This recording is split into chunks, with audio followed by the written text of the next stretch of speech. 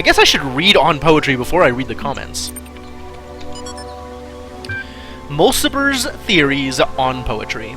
As far as I can tell, poetry was a human art form that involved writing short sentences that ended in words with similar letters.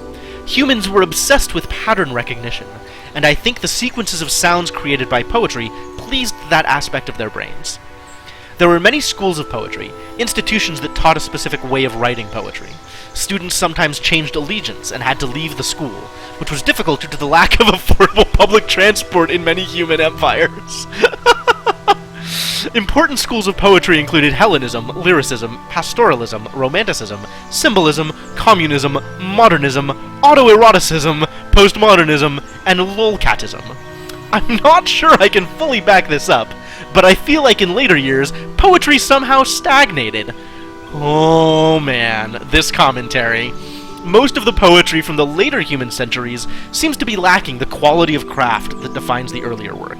And there are even texts that suggest that poetry intentionally no longer aimed at aesthetics or even pleasure. Poetry became disconnected from the human process.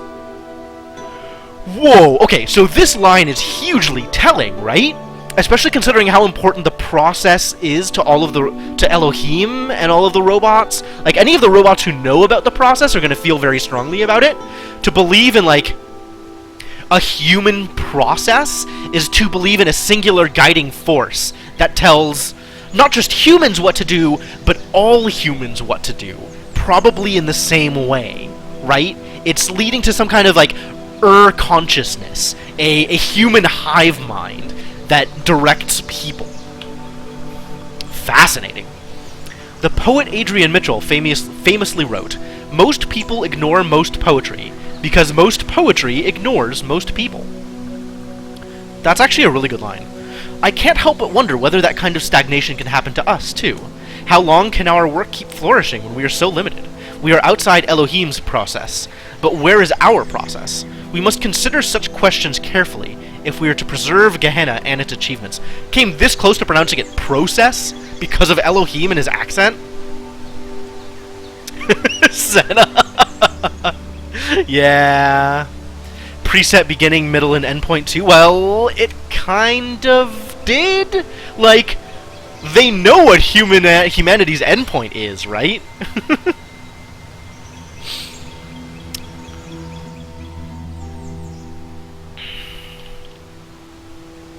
Well, so Elohim's goal, Elohim kind of subverted the process. He was trying to continue the process as long as possible, without taking it to completion.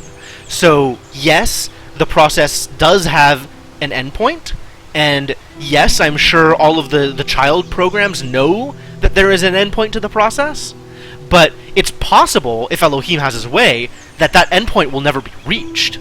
Just because it's there doesn't mean you ever get there.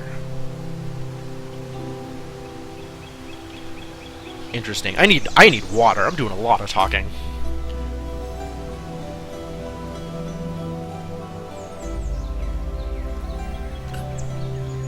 Oh, man. So, comment thread. I've thought about this too, but maybe it's wrong to focus on such negativity?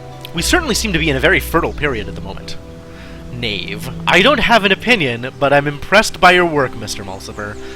You know so... Mulciber. That was right. Oh, I pronounced it right this time. You know so much more about the past than any of us. Your theories are interesting, but I'm sure Milton would point out some pretty big gaps in your assumptions.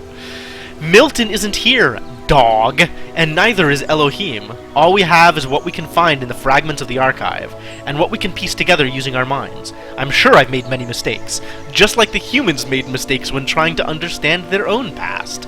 Ooh! Mr. Mulciber with the deflections! Not all these schools may have been what they seem. I don't trust pastoralism. Pastors engaged in large-scale food sterilization in what may have been an attempt to control evolution. I love Rockwell. Oh, Rockwell, you are my favorite. Never change. What's food? Gehenna is our process, Mr. Mulciber. As long as we remember that, we won't stagnate. Maybe one of us should try to write poetry. Ah, superb. I love it. I love it.